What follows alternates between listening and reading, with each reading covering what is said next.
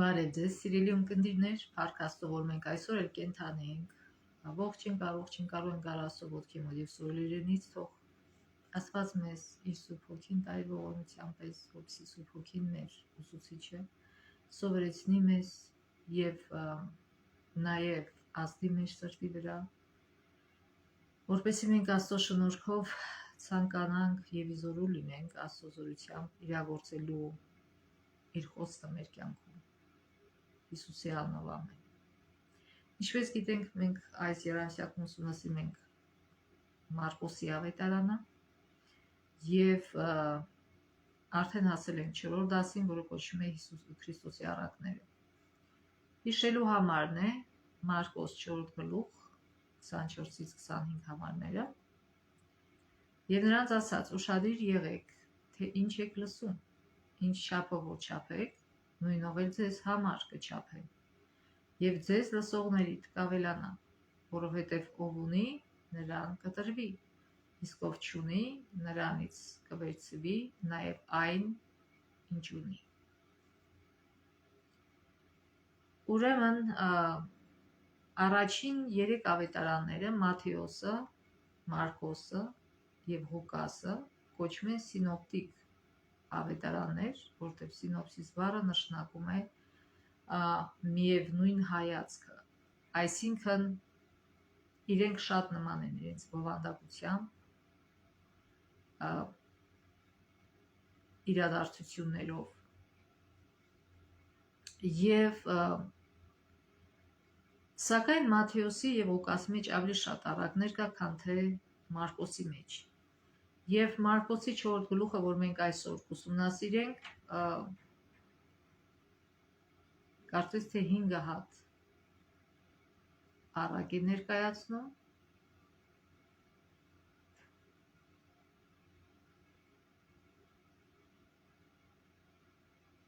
եւ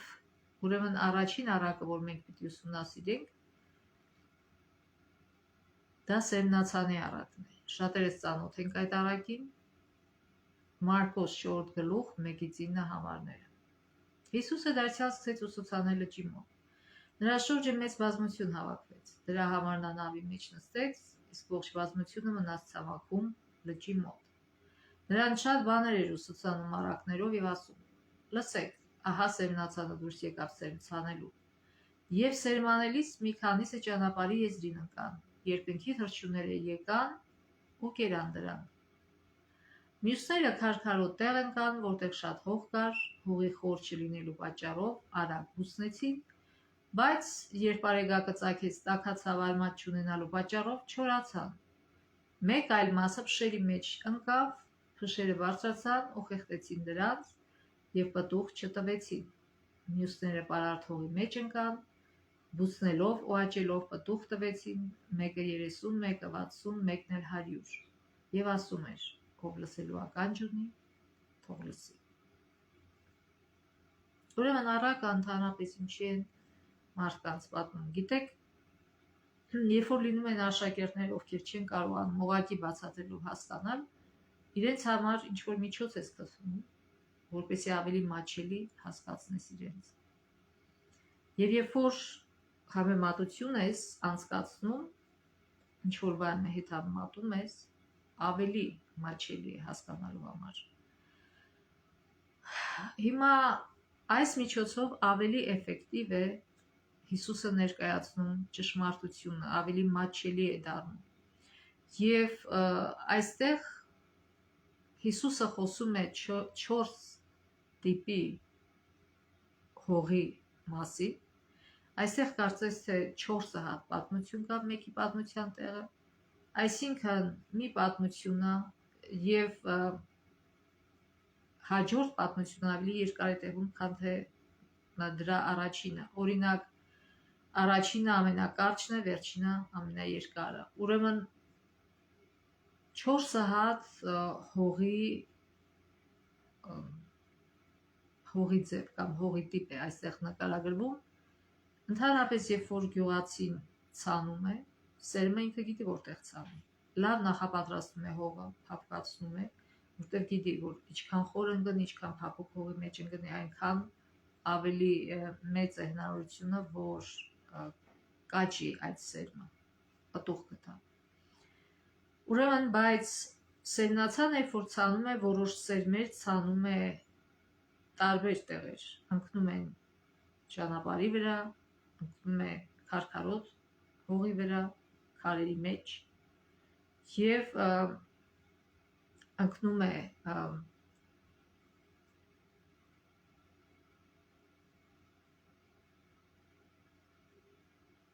փշերի մեջ։ Ուրեմն առաջինը, հետո երբ որ Հիսուսը բացատրում է, եկեք միանգամից բացատրությունը կարդանք, եւ նրանց ասաց. Սերմնացան Աստծո խոսքն է սերմանում։ Հիսուսը եկավ եւ Աստծո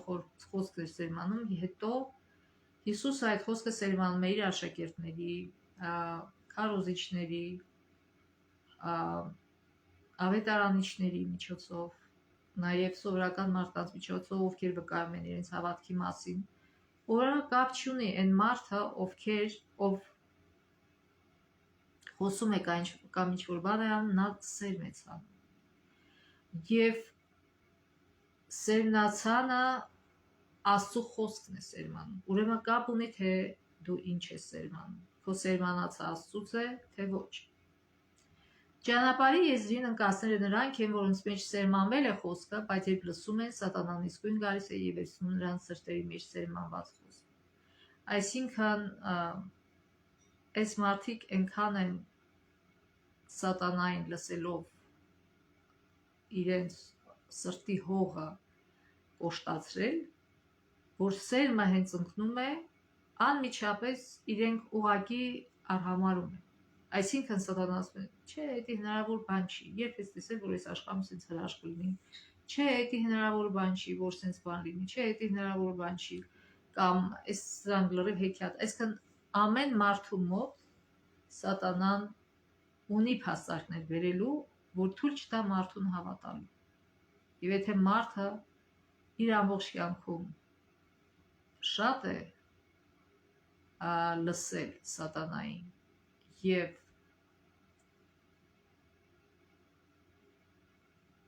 իր խիղճը արհամարել է, չի ուզեցել բարի սերմ լսել, բարի բան լսել կամ սրտին մոտիկ ընդունել, այս մարդը չի էլ ուզում դարձի գա, չի էլ ուզում ընդունի այդ խոսքը, նույնիսկ չի էլ ուզում լսի, շատ մարդիկ կա եւ շատ կարճ է տևում, այսինքն հենց ասում եմ մի ականջից մտնում է, մյուս ականջից ելնում է, դուրս է գալիս։ Դրա համար Հիսուսը ասում է,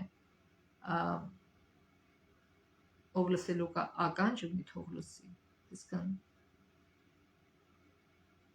այնպես չլինի, որ մի ականջից մտնի, մյուսից դուրս գա, այլ գնա ուղեղը այդ տեղեկությունը եւ իր գործը անի։ Մյուսը ընկնում է, այսինքն սերմը նույնն է, տարբեր սերմ չէ, նույն բարի սերմն է, որ Աստված ցանում է, բայց կապ ունի, թե ինչ տիպի հողի վրա է ընկնում։ Եվ դրանից է կախված, այդ սերմը կաճի թե ոչ։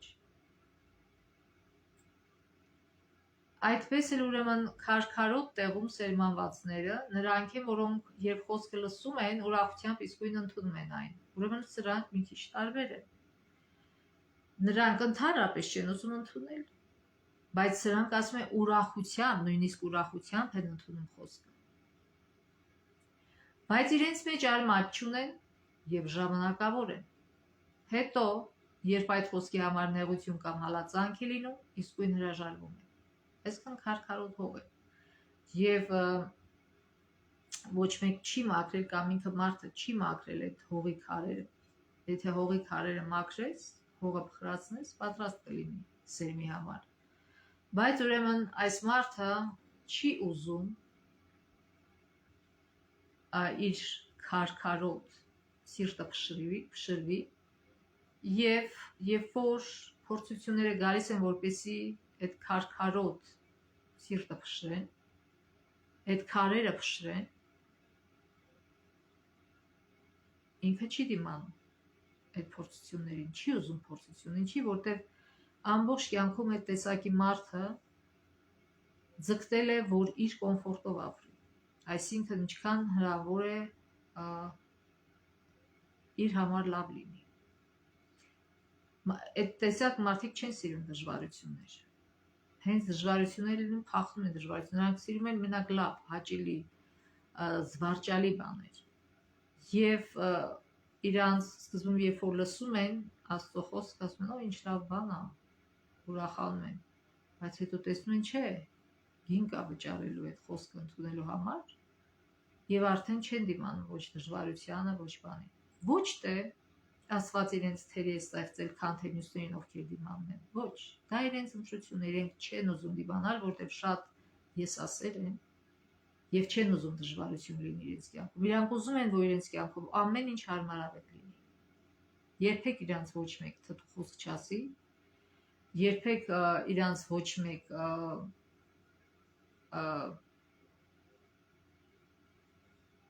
այսինքն ինքը մի քիչ ջանք թափի ինչ-որ բանի համար, չէ, այս մարդիկ սիրում են փափուկ ապրեն և չեն ուզում նույնիսկ հանուն Աստծո խոսքի այդ իրենց կյանքի փափկությունը թողնել։ Հիմա երրորդ պատմությունը։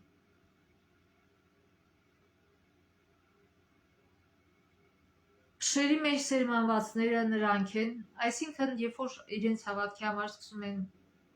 իրենց ձեռք առնել կամ հալածել կամ ինչ-որ նման այլ փորձություններ, իրանք չեն դիմանում, անմիջապես հրաժարվում են հավատքից։ Հիմա երրորդ պատմությունը։ Փշերի մեջ սերմանվածները նրանք են, որոնք խոսքը լսում են, բայց աշխարհի հոգսերն ու հարստության պատրանքը եւ ուրիշ ցանկությունները ներխուժում են, խոսքը խեղդում եւ անպտուղ են դարձնում։ Ուրեմն երբ որ ցորենի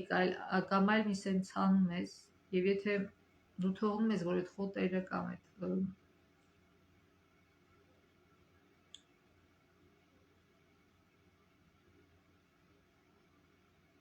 փշերը աճեն, դրանք խեղդում են, չեն թողում, որ լավ սերմը սնունդ ընդունի հողից եւ ծլի։ Ուրեմն այս մարդիկ ոչ տիպի մարդիկ են։ Նրանք են, այո, դրանք չեն վախենում դժվարություններից, փորձություններից, բայց այս մարդիկ չափազանց շատ տարված են աշխարհիկ նպատակներով։ Մենք գիտենք, որ սատանան 3 ձևով է փորձում մարդկանց իրենց ստամոքսը, փառքը եւ հարստությունը։ Այսինքն մարդիկ այնքան են տարվում այդ 3-ով, որ արդեն ժամանակ չեն ունենում, որպեսզի հոգեպես աճեն։ Այսինքն ինչ որ անում են, այդ նպատակով են անում, որ հարստանան, որ ուրիշներից բարձր երևան, որ փառք ունենան, որ ամենալավ բաներ ուտեն, չգիտեմ, շատ ուտեն, չգիտեմ, մի խոսքով ուրիշներից առավել լինեն։ Եվ այս աշխարհիկ նայ, աշխարհիկ չի նշանակում, շատերը շփոթում են այս աշխարհիկ բառը։ Ասենք եկեղեցու ծառայողներին կոչում են հոգևոր եւ սովորական աշխարհում մարդկանց կոչում են աշխարհիկ։ Ոչ, աշխարհում ապրող մարդը կարող է հոգևոր լինել եւ հոգևորական կոչվողը կարող է շատ աշխարհիկ լինել։ Այսօր շատ հոգևորականներ կան, իրենց նպատակը կյանքի հարստանալն է, իրենց նպատակի կյանքը այս աշխարհի հաճույքները վայելելն է։ Այդ մարդը չի կարող լինի հոգևորական հոգևոր, եւ կան աշխարհում շատ մարդիկ, ովքեր հոգևոր կյանք են ապրում։ Այսինքն մարդիկ խեղաթյուրել են հոգևորի եւ աշխարհիկի իմաստը։ Մարդը կարող է դասադու աշխատել, բժիշկ աշխատել, սովորական ուրիշ այլ գործեր,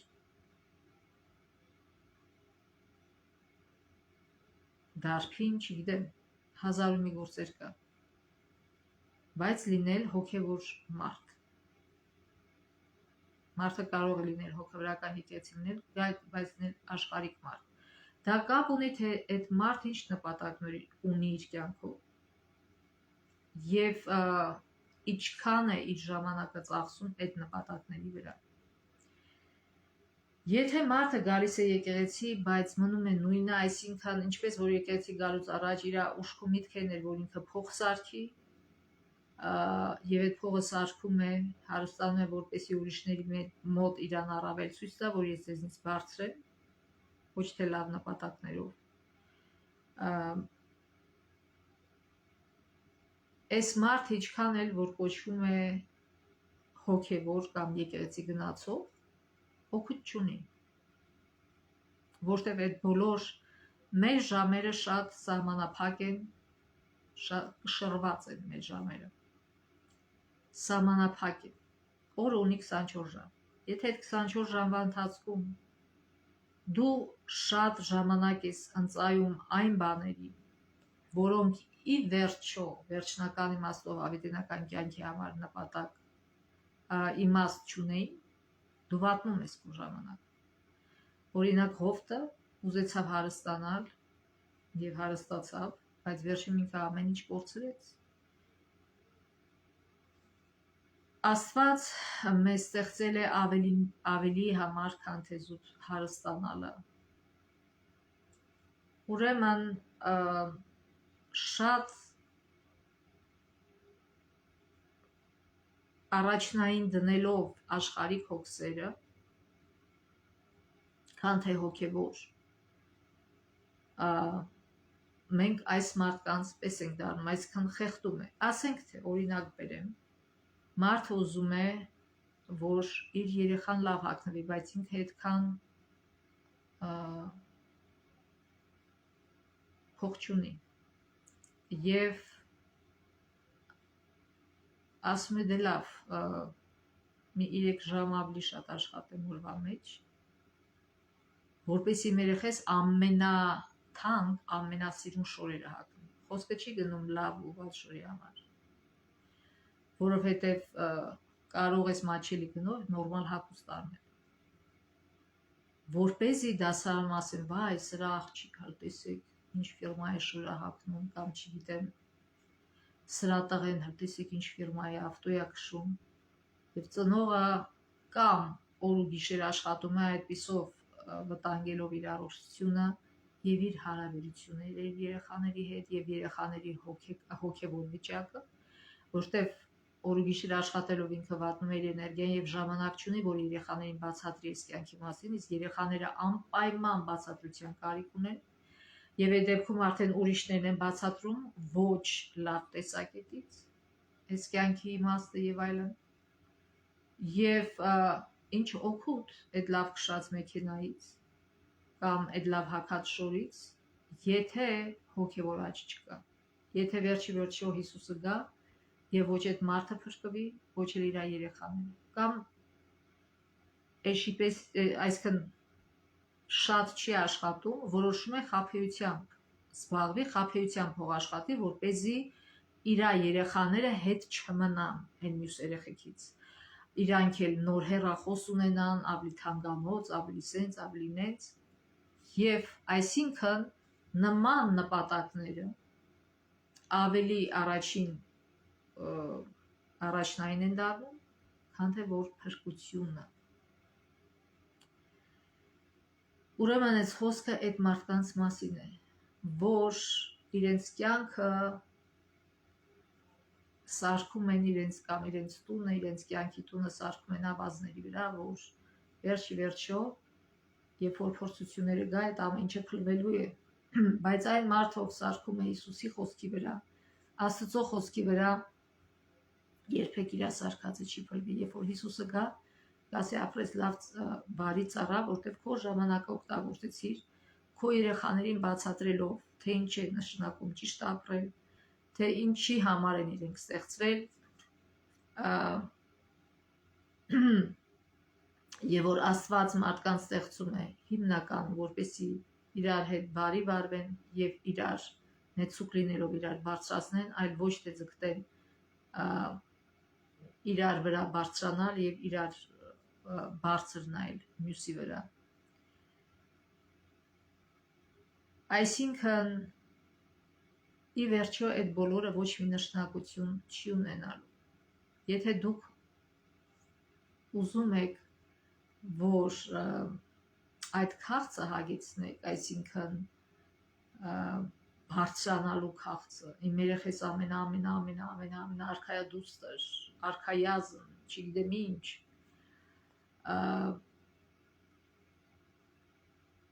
դուք ձեր կյանքը օգտագործում եք, ձեր ժամանակը վատնում եք նրա վրա, որպեսզի ուրիշ մարդկանց հաճոյացնեք, որպեսզի հաճոյացնեք ձեր եսին, որ այդ ուրիշ մարդիկ նայում են, ասում են, վայ հələ նայ սրա երեխին, ինչ շուրը հագնում ես, ինչ ավտոյա քշում ես, ինչ հեռախոս ունի եւ այլն եւ այլն։ Բայց չեք մտածում այն մասին, թե ինչ գնահատական է տալիս դրան Աստված։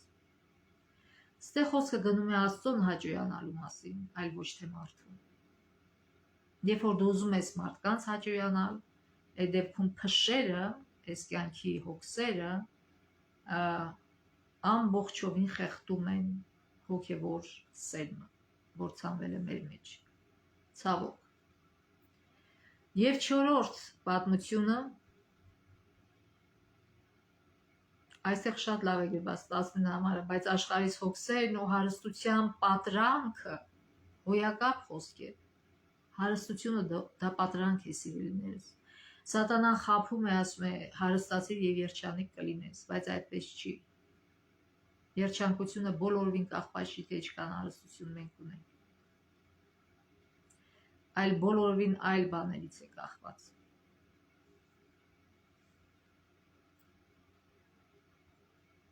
Եվ ասում է անպտուղ է դառնում։ Բայց պարարտ հողի մեջ սերմանվածները նրանք են, որոնք լսում են խոսքը, ընդունում եւ պտուղ են տալիս, մեկը 30, մեկը 60, մեկը 100։ Հետաքրքիր է, որ այստեղ տարբեր թվեր է նշում։ Այսինքն յուրաքանչյուր սերմ իր մեջ ունի պոտենցիալ եւ կախված է, թե ինչ հողի մեջ է ընկնում այդ սերմը։ Այդ պոտենցիալը կա չի, թե չէ։ Մեկը ունի 10-ի պոտենցիալ, մեկը 20-ի, մեկը 100-ի, մեկը 200-ի։ Աստված ամեն մեկին պահանջելու է, ամեն մեկից պահանջելու է իր պոտենցիալը։ Աստված գիտի։ Բայց մենք նաև հնարավորություն ենք Աստծո շնորհքով մեր պոտենցիալի չափերն էլ բարձրացնել։ Աստված դա էլ է անում։ Եթե մենք նպատակաուղված ենք հոգևոր կյանքով ապրելու, Աստծուն հաճոյանալու, ինչ է նշանակում Աստծուն հաճոյացնել։ Երբ որ Աստված ասում է, որ ինչ որ անում եք, սիրով արեք, մարդկանց լավության համար արեք, մարդկանց լավը անելու համար արեք, այլ ոչ թե մարդկանց կյանքը փչացրեք, ձեր խոսքերով կամ գործերով։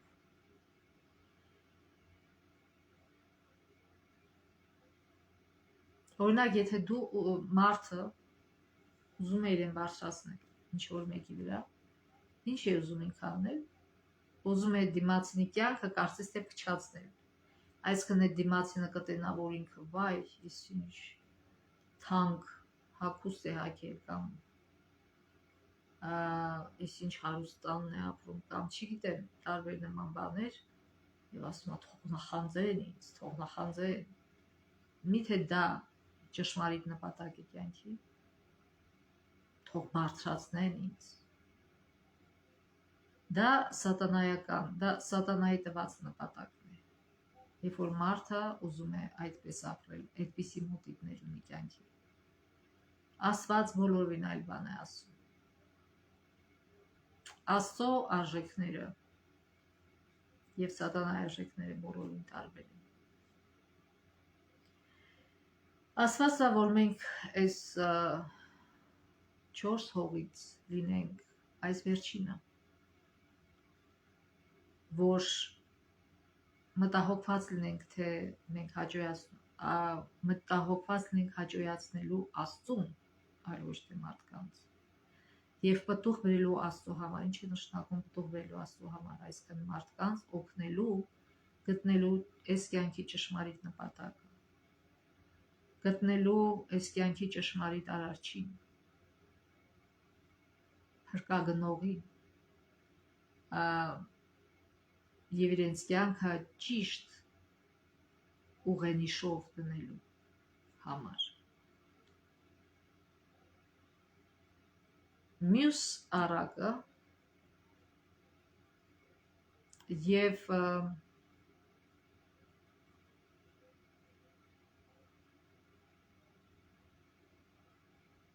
առակները, երբ են ասում են, որ լսեն եւ չիմանան եւ այլն, սա չի նշանակում, որ Հիսուսը չի ուզում, որ մարդիկ իմանան դրա համար է առակներով խոսում։ Ոչ։ Շատ անգամ առակները հենց ավելի լավ են օգնում, որ տպվի այդ դասը մարդու սրտում։ Երկրորդն էլ մարդը ինքը չի, տեսեք, 12 աշակերտները ասեցին, հարցրեցին, չհասկացան, եկան ու հարցրեցին, ասեցին, ես ի՞նչ է նշանակում այս առակը։ Բայց փարիսեցիները եկան, դպիրները եկան, հարցրեցին, չէ՞, որ ինչու, որտեղ իրենք հետաքրքրություն չունեն, ինչու, որտեղ իրենց հետաքրքրությունը բոլորին այլ կողմ էր, հարստություն դիզել, բարձրանալ, փառք ունենալ։ Գիտեք, երբ որ նպատակը տարբեր է, դու էլ բա այնտեղ չես դնում, թե ինչ է ասում այս կողմը։ Մենակ աչքերդ հառած է այդ նպատակին։ Եվ իհարկե աշակերտներն էլ էին այդպես, շատ ջանք պահանջվեց, շատ մինչև սերմը աճեց եւ իրենք հասկացան ինչն է իրականում, որտեվ այդպես էին սովորել դպիրներից, փարիսեցիներից, այդպես էին սովորել, որ ինչքան մարդը հարուստ է, այնքան օրհնված է, որ ինչքան մարդը բարձր է, փառք ունի, այնքան օրհնված է, բայց Հիսուսը եկավ եւ բոլորին այլ բան ասեց։ Եվ Հիսուսը շատ սիրով բացատրում էր իրենց, երբ որ իրենք բացատրություն էին ուզում։ Եվ նույնիսկ երբ որ այդ այգեպանի առակը ասեց, իրանք լավ հասկացան, որ խոսքը իրենց մասին էր։ Աստված սիրով, Հիսուսը, եթե չսիրի իրանք, կասեր, աման, ուզում են թող գնան կործանվեն, ինչի՞ց զգուշացնեմ, որ իրանք իմ վրա հարձակվեն, ինձ խաչեն, չէ։ Հիսուսը եկել էր, որ բոլորին զգուշացներ։ Եվ ինքը սիրով զգուշացրեց իրանք, որ ինչ է ձեզ սպասում, եթե դուք չընդունեք ճշմարտությունը, բայց ցավոք իրենք չուզեցան ընդունել եւ արժանացան այն ճակատագրին, որը իրենք էին փափագել, իրենք էին ուզում։ Ցավոք, եւ շատ մարդիկ էլ այսօր այդպես են վարվում։ Մյուս առակը ներկայացված է էլի նույն գլխում 4 գլխի 21-ից 23 համարները եւ նրանց ասած. միթե ճրագը բերվում է, որ գրվանի կամ մահճի տակ դրվի, չէ որ ճրագակալի վրա պիտի դրվի, այդպես էլ չկա ծածուկ բան, որ հայտնի չդառնա, եւ չի եղել մի գաղտնիք, որ հայտնի չի դարձել, ով լսելու ականջ ունի, թող լսի։ Ուրեմն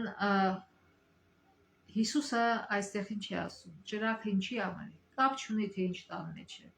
փոքր թե մեծ, աղքատ թե հարուստ, ճրագը ինչի համար է, լույսը, որպեսզի լուսավորի։ Եթե դու լույսը հանգցնում ես, կամ լույսը դնում ես մի ծածուկ տեղ, որ լույս չտա, ուրեմն այդ լույսը իր նպատակը չի կատարում, ինչի համար, որ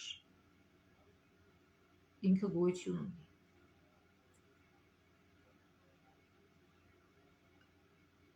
Աստված ասում է դուք եք երկրի, Աստված ասում է դուք աշխարհի լույսն եք։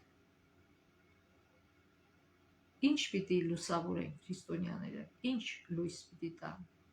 արդյոք իրենց աղավաղված լույսը, թե Հիսուսի լույսը,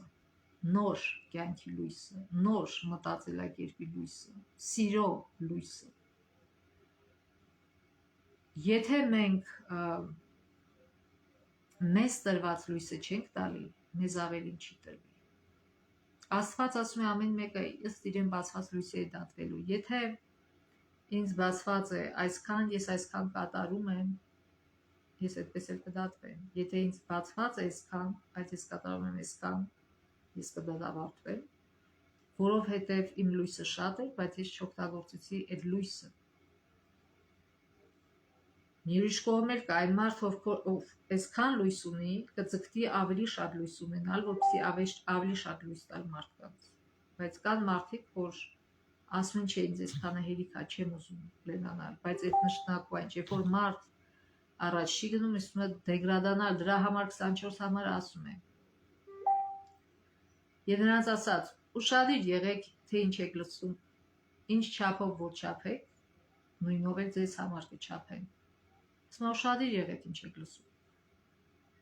Այնպես չլինի, որ մի ականջից մտնի մյուսը, մյուսից ելնի։ Ինչ չափով որ չափեք, նույնով էլ ձեզ համար կչափեն, ձեզ լսողներից կավելանա։ Որովհետև ով ունի, նրան կտրվի, իսկ ով չունի, նրանից կվերցվի նաև այն, ինչ ունի։ Գիտեք, հերիք չի բժիշկ դառնալ։ Տարիների ընթացքում դու փորձառություն ես ձեռք բերում, նորից ուսումնասիրում ես, բժշկությունը տեղում կանած չի։ Նոր բաներ են բացահայտվում, նոր լույսեր է բացվում բժշկության մեջ։ Եվ եթե դու չես աճում քո բժշկության մեջ, դա ինչ է նշանակում, որ դու չես սիրում քո հիվանդներին, դու չես ուզում, որ իրոք իրենց բուժես եւ ավելի լավ միջոցներով։ Այսինքն այն ինչ որ կանած է, սկսում է գնալ հետ։ Եթե դու սիրում ես լույսը, եւ ձգտում ես արդեն ավելի շատ լույսի, դրա համար է Հիսուս ասում Երանի հոգով աղքատներին, ով են հոգով աղքատները, ովքեր անդադ հասկանում են, որ ինչքան էլ իրան գիտեն, ինչքան էլ ունեն, ինչքան էլ լույս ունեն, իրանց քիչ է, իրանք ուզում են աճեցնել։ Գիտեք ինչի, որտեղ եթե չաճի, կպակսի։ Տեղում չի մնում, այս աշխարհում ամեն ինչ շարժման մեջ է։ Եթե մի բանը չի աճում, այն կպակսի։ Եթե քո եկամուտը ավելի քիչ է, քան թե քո ծախսերը, բնականաբար մի օր քո հաշվի մեջ 0 է մնալու։ Ուրեմն, եթե համեմատենք լույսի հետ, լույսը տալով դու ավելի շատ լույս ես ստանում։ Ինչքան շատ ես լույսը տալի, այնքան ավելի շատ ես լույսը ստանում։ Ինչքան շատ բարություն ես տալի, այնքան ավելի շատ բարություն ես ստանում։ Այս կյանքը բումերանգ է, շատ ենք լսել, իրոք այդպես է։ Ինչ որ տալիս ես, այն էլ հետ ես ստանում։ Եվ Աստված մեզ բոլորի ստեղծել է տարբեր տիպի տաղանդներով եւ ունակություններով եւ դրանք օգտագործելով է, որ դրանք պիտի զարգանան։ Գիտեք, Առակաց գրքում ասում է, ծույլի արտի մոտով անցա տեսա ամբողջ փշերի մեջ ծածկված է։ Ուրեմն Աստված երբեք ոչ մեկին չի վերավորել, այսինքն բոլորին հավասարաչափ իրենց համեմատ տվել է տաղանդներ եւ ունակություններ։ Մնում է միայն պարզել, թե որն է քո տաղանդը, քո ունակությունը, որ դու սիրով ծառայես մարդկանց։ Երբ որ մարդը սիրով է անում իր գործը, արդեն դա իր համար աշխատանք չի, այլ հաճույք է, հոբի է դառնում։ Եվ մնում է ճիշտ պարզել այդ մարդը, որ ասպարեզում կարող է առավելագույն օգուտ եւ բարիք տալ մյուսներին, ծառայելով մյուսներին։ Մեկը կարող է դա անել երաժշտության մեջ, մեկը նկարում, մեկը բժիշկ, մեկը դասատու, մեկը հավաքարար, եւ երբեք պետք չի արհամարել ոչ մի գործ։ Ամեն մեկը իր գործն է անում։ Դա բազմաթիվ անգամ ես ասել եմ։ Եվ նաև կա հնարավորություն աճելու, անպայման չի մարդը ամբողջ կյանքում հավաքարար աշխատի։ Կարող ժամանակավոր մանավանդ երբ որ ջահել է, չէ՞։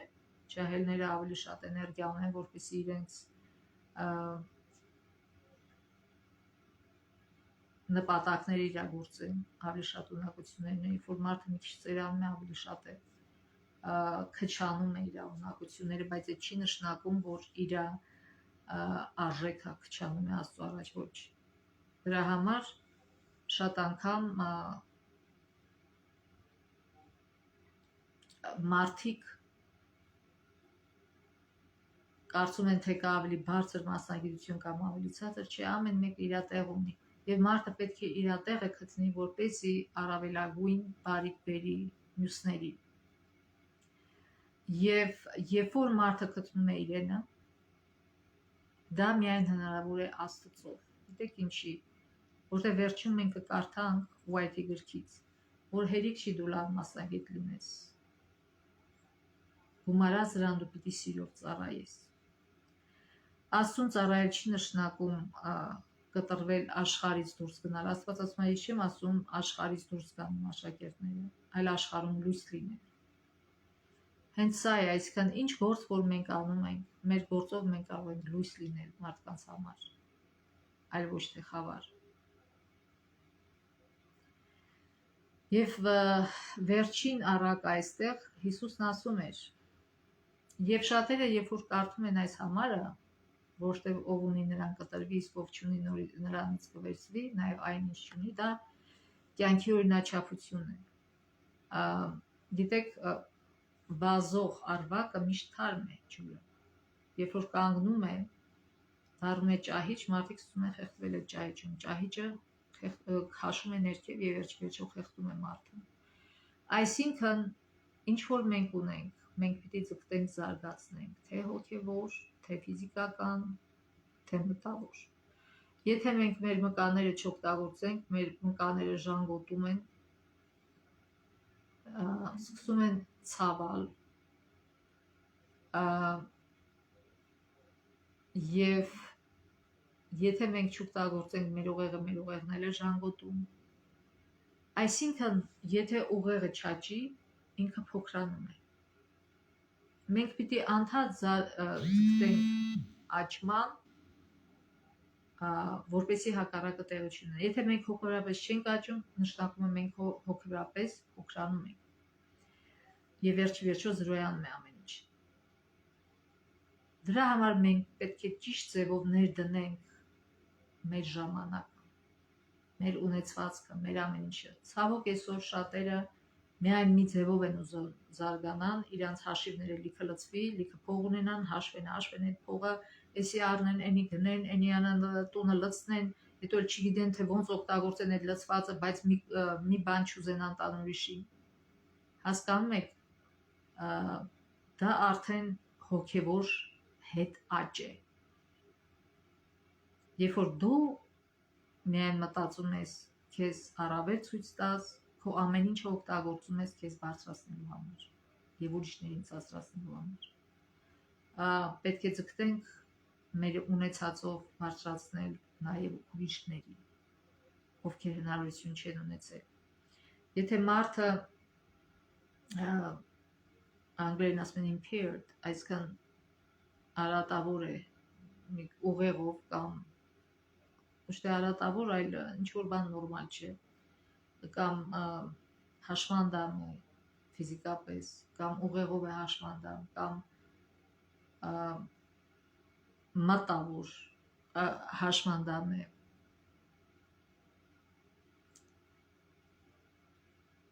Եվ եթե հնարավոր չէ այդ մարդուն բուժել այդ վիճակից հանել, հոգևոր հաշմանդամն էլ նաև որ մարդը այնքան է հուսահատվում, որ նույնիսկ կարող է անտուն մնալ, անգլերեն ասած homeless դառնալ հուսահատությունից, բայց դրա համար ոչ թե պետք է արհամարել, այլ մարդուն փորձել օգնել։ Եթե մարդը չի ուզում, ոչ մի քայլ չի անում իր օգնության համար եւ չի ուզում քո օգնություն ընդունել, այսինքն մարդուն ասում ես բացահայտում ես, ասում ես, գիտես, դու ինչ ես աշխատել։ Գիտես, ես կարող եմ այդ աշխատանքը քեզ առաջարկել,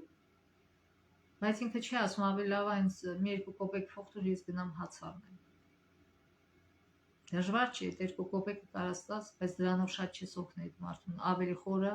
ճահճի մեջ ես խլում։ Այսինքն, եթե մարդը ինքը իրեն չի ուզում օգնի, ինքը չի ուզում իր վրա ավելացնի, լավ բանը իրանից վերցվում է, պակասում է, սա կյանքի օրինաչափություն է։ Ոչ մեկ պարտավոր չի ծանր աշխատի եւ օգնել մյուսին, ով որ ընդհանրապես չի աշխատում։ Ուղղակի վատնում է իր ժամանակը։ Հենց այնց։ Ոչ մեկին ոչ օգուտ է տալի, ամբողջը TV-ի առաջ նստած է կամ չգիտեմ,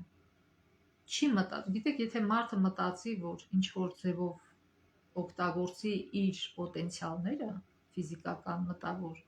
Աստված անպայման իր օգնի այդ ձևը գտնելու։ Մեկն էլ ասում է լավ, ուղեղս օգտագործեմ խաբելով ամեն ինչ անեմ, ավելի հեշտ է, այտենց լինում։ Այսինքն հոգևոր ու աշխարհիկի տարբերությունը հենց էսա, որ աշխարհիկ մարդը գնում է այն ճամփով, որ Աստծուն հաճո չի, իսկ հոգևոր մարդը գնում է այն ճամփով, որ Աստծուն հաճո է։ Այս ճամփան մի քիչ երկար է տևում, միանգամից չի գալի հաջողություն, միանգամից չի գալիս այն ինչ որ դու ուզում ես, ամենաերկարը տևեց սերմի աճելը, երկար է տևում, մինչև սերմը աճում է ամբողջ այդ սեզոնը, սերմը աճում է եւ վերջին պտուղ է տալիս։ Եվ շատ մարդիկ ուզում են կարճ ճանապարհով հասնել ինչ-որ բանի, բայց Աստվածաշունչը զգուշացնում է, ասում մարդկանց շատ ճամփաներ թվում են լավ, բայց տանում են դեպի կործանման, որտեղ սատանան գիտի ինչպես խաբի մարդկանց։ Եվ վերջին առակը մանանեխի հատիկի Աստծո արքայությունը ինչի նմանեցնենք կամ ինչ օրինակով այն ներկայացնենք, այն նման է մանանեխի հատիկի, որ երբ հողի մեջ է սերմանվում, աշխարհի վրա եղած բոլոր սերմերից էլ փոքր է, բայց երբ սերմանվում է, բուսնում է, բոլոր թփերից ավելի մեծ է լինում եւ այնքան մեծ ճյուղեր է արձակում, որ երկնքի թռչունները նրա հովանու տակ կարողանում են բույն դնել։ Այսինքն մի թերագնահատեք, թե այստեղ խոսքը գնում է մանանեխի մասին, մանանեխի մի սերմը 1-ից 2 մմ է եւ 700 հատ սերմը մանանեխի այնքան փոքր են, որ 700 հատ սերմը կշռում է ընդամենը 1 գրամ։ Պատկերացնում եք։ Բայց այդ փոքրիկ սերմը այնպիսի պոտենցիալ ունի, որ դրանից մինչև 3 մետր ծառ կարաճի։ Այսինքն դու կարաս այդ սերմը արհամարես, ասես թե լավ սրանից ինչ պիտի լինի, բայց այդ սերմը պոտենցիալ ունի ծառ դառնալու մի ամբողջ 3 մետրանոց։ Սա շատ լույսի ներքո կարաս օգտագործես այս իմաստը, որ մարդ կարա արհամարի մի ուրիշ մարդի ասի, դե լավ սրանից ինչ պիտի դուրս գա, ոչ, եթե դու ժամանակ ես դնում եւ էներգիա ես դնում եւ այս մարդուն օգնում ես, որ իր մեջի պոտենցիալը դուրս հանի,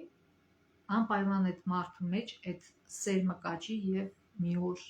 պտուղ կտա, անպայման։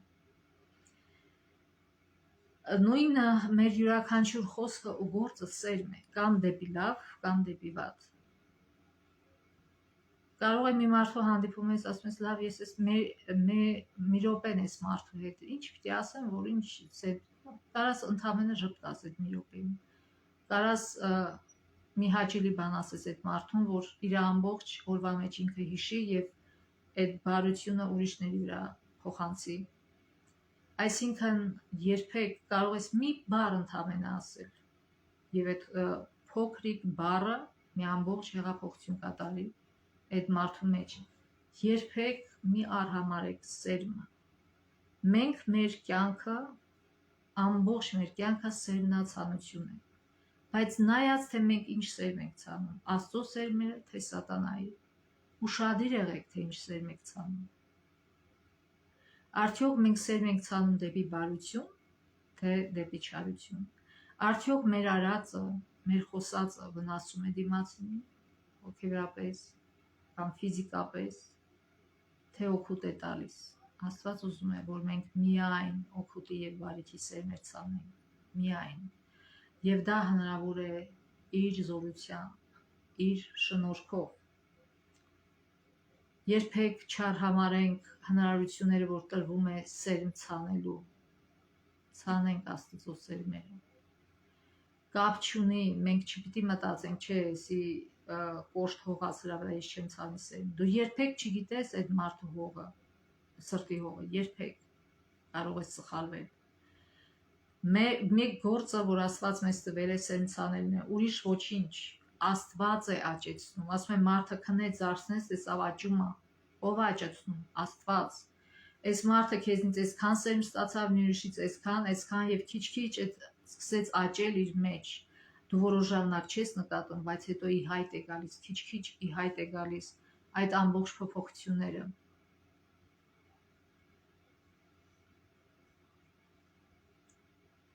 Վերջում կարդանք Էլեն Ուայթի Քրիստոսի առակների գրքից 33, որոնք այն մասերը, որոնք 33-ից 61 էջերի վրա են, եւ ասում է իսկական սրբությունը անարատությունն է Աստծո ծառայության մեջ։ Սա է ճշմարիտ քրիստոնեական կյանքի պայմանը։ Քրիստոսը պահանջում է անմնացորդ նվիրում, անբաժան ծառայություն, այսինքն չբաժանված ուրիշ որևիցե ծառայության հետ։ Քիչ հետո կբացատրենք սա։ Նա մեզ այնց պահանջում է մեր սիրտը, միտքը, հոգին ու ուժը, կարիք չկա փայփայել ինքն իրեն, նա ով իր եսը, նա ով ապրում է իր համար քրիստոնյա չէ։ Այսինքն ստեղ պարզ ասում է, թե ով է քրիստոնյա, ով ոչ։ Քրիստոնյա նա չի, ով գնում է եկեղեցի, կամ ով ամբողջ 24 ժամ քարոզիչ է, կամ քարոզում է, կամ ավետարանում է։ Այո, Աստված շատ գնահատում է դա։ Դա էլ է գործ, քարոզիչն էլ է գործ, ավետարանիչն էլ, բայց Աստծուն ամբողջությամբ նվիրվելը չի նշանակում միայն քարոզիչ ու ավետարանիչ լինել։ Չի նշանակում, որ մենք չպիտի մասնագիտություն ունենանք եւ այդ մասնագիտության օգնությամբ մարդկանց բարիք անենք։ Տարբեր բժիշկ, ծրագրավորող, տնային տնտեսուհի, դա էլ է գործ եւ ամենակարևոր գործերից մեկն է, որ արհամարվում է մարդկանց կողմից։ Ամենակարևոր գործը, որ նոր մարդ է ձևավորում։ Աստված այդ պատիվը տվել է կնոջը, որ նոր մարդ ձևավորի, բայց կինը արհամարում է այդ պատիվը։ Աստված կարող է Աստծո խոսքով իր երեխային մեծացնի, երեխային սովորեցնի, որ Աստծուն հաճոյանալը ավելի պետք է, քան թե մարդկանց, բայց մարդիկ արհամարում են։ Տնային տնտեսուհին կարող է տնային համով եւ առողջ ուտելիք սարքել եւ իր երեխային տալ։ Դա է նշանակում ամբողջ սրտով նվիրվել Աստծուն։ Երբ որ քիչ առաջ ասացի բժիշկը մտածում է հիվանդների մասին եւ անդադ ձգտում է իմանալ թե ինչ նորություն կա, որպեսզի օգնի հիվանդներին։ Մենք բոլորս ծառայում ենք Աստծուն, բայց մարդ կա, որ անում է դա փողի համար, ուղղակի հենց այնպես, ոչ մի հետաքրություն չունի, ուղղակի փող աշխատելու համար է անում։ Մարդ էլ կա, որ իրոք իր բարությամբ, իր մասնագիտության մեջ ծառայում է մարդկանց։ Եվ ամենակարևորը հերիք չէ, որ դու լավ մասնագետ լինես։ Այստեղ շարունակում է Ուայթը. սերը պետք է լինի գործողության սկզբունքը։ Սերը Աստծո կառավարման հիմնական սկզբունքն է երկնքում եւ երկրում, եւ այն պետք է լինի քրիստոնյայի բնավորության հիմքը։ Միայն դա կարող է ստիպել նրան համառել ու պահպանել իրեն, այսինքն համառել փորձությունների մեջ։ Միայն դա կարող է նրան հնարավորություն տալ դիմակայելու փորձություններին ու գայթակղություններին, եւ սերը կհայտնվի զոհաբերության մեջ։ Փրկագնման ծրագիրը դրված էր զոհաբերության մեջ։ Զոհաբերություն այնքան լայն, խորը եւ բարձր, որ պարզապես հնարավոր չէ չափել։ Քրիստոսն ամեն ինչ տվեց մեզ համար, եւ նրանք, ովքեր ընդունում են Քրիստոսին, պատրաստ կլինեն զոհաբերել ամեն ինչ իրենց փրկագնողի համար։ Նրա պատվի ու փառքի վերաբերյալ մտքերը վեր կլինեն ամեն ինչից։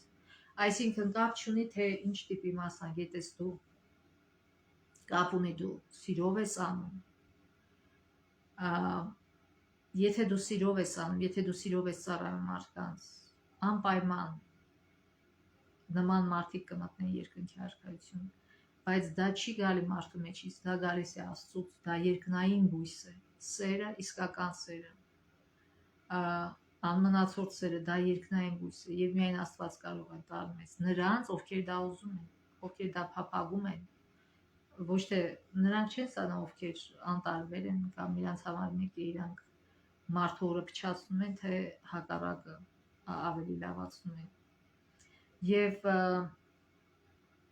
ամեն մի բնագավառում դու կարող ես Աստծո ծառայող լինել կամ սատանայի ծառայող։ Եթե դու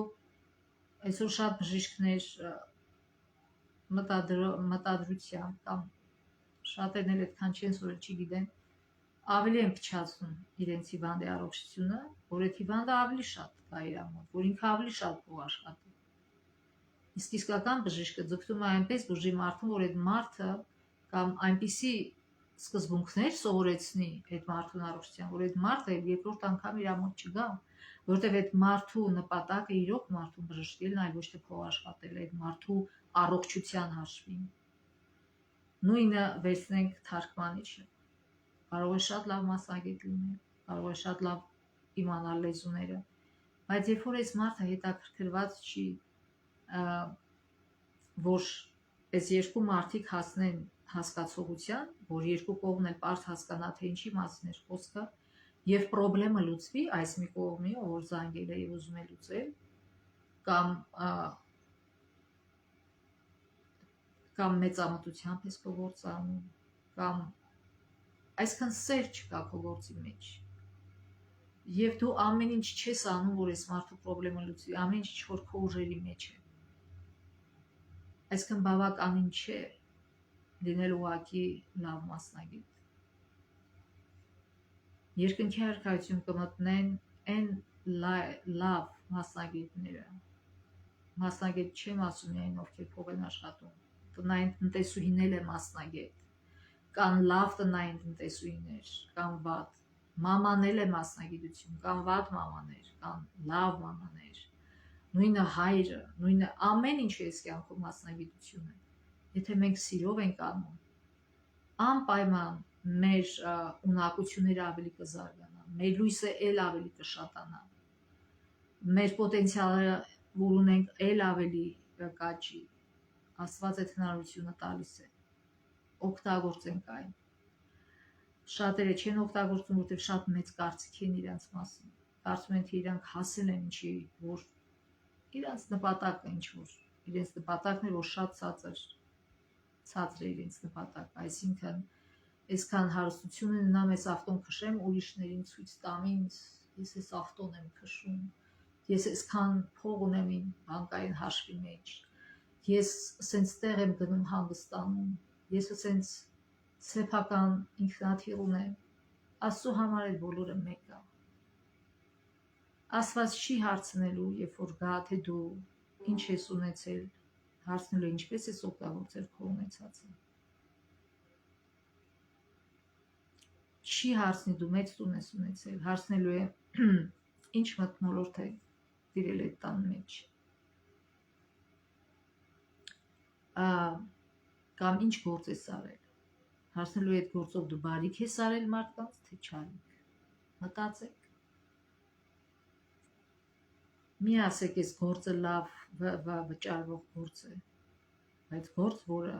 վատություն է անում մարդկանց, օրինակ ամենահարուստ այսօր թմրանյութով, որ թմրանյութ են վաճառում, գիտեք, դա սատանայի գործ է, մարդկանց ջահել, երիտասարդ կյանքեր են կործանում, հասկանում եք, եւ այդ մարդիկ փող են աշխատում, եւ ես չգիտեմ ինչպես են իրանք կուլ տալիս այդ հացը, կան ուրիշ մարդիկ, որ դաժանությամբ են փող աշխատում, կան մարդիկ, որ պատերազմ են սարքում, երիտասարդների գլուխ ուտում են, այդպեսով են փող աշխատում, ես չգիտեմ, այդ մարդիկ ոնց են քնում եւ ոնց են ուր տալիս իրանց կերածը։ Կարևոր է կյանքում փող ինչքան փող աշխատելը չէ, այլ ինչպես ես աշխատում այդ փողը եւ ինչ ձև ես օգտագործում այդ փողը, հիշենք սա։ Ինչքան ունեցված ունես դու կարևոր չի, կարևոր է թե դու ինչպես ես օգտագործում այդ ունեցված ուրիշների օժնության համար, թե ինքնաբարձրացման համար։ Հիշենք սա։ Սա ամենակարևորն է մեր կյանքում։ Երբ որ կանգնենք մահվան առաջ կամ Հիսուսի գալու առաջ, այդ ժամանակ հասկանանք արդեն ուշ կլինի։ Աստվածվա, որ ճշմարտապես ապաշխարեն եւ դարձի կան ինչպես խաչից կախված այն ավազակը։ Բայց ցավոք մեծամասամբ այն մարդը, որ շարունակում է մերժել լույսը, մահվան ժամանակ էլ կմերժի։ եւ Քրիստոսի ժամանակ էլ ցավոք ոչ թե վարձք կստանա, ոչ թե բարի վարձ կստանա, այլ իր չարության համար կպատժվի։ Թող Աստված մեզ օգնի, որ այս գալիք շաբաթը անցկացնենք ամեն մի օրը մարդկանց կյանքը օժնելով, այլ ոչ թե ինքնաբարձրացնելով։ Մեր ժամանակը, ունեցվածքը, մեր փողերը օգտագործենք մարդկանց բարօրության համար, մարդկանց օգնելու համար, մեր տաղանդները, մեր ունակությունները, մեր լեզուն, մեր խոսքերը, մեր գործերը, դրանք ամբողջ սերմեր են, դրանք ամբողջ միջոցներ են մարդկանց բարձրացնելու կամ ցածրացնելու համար։ Թող Աստված մեզ օգնի, որ մենք բարձրացնենք թե մեզ, թե ուրիշների մեր ունեցածով։ Աստծո ողորմությամբ մինչև մյուս շաբաթ։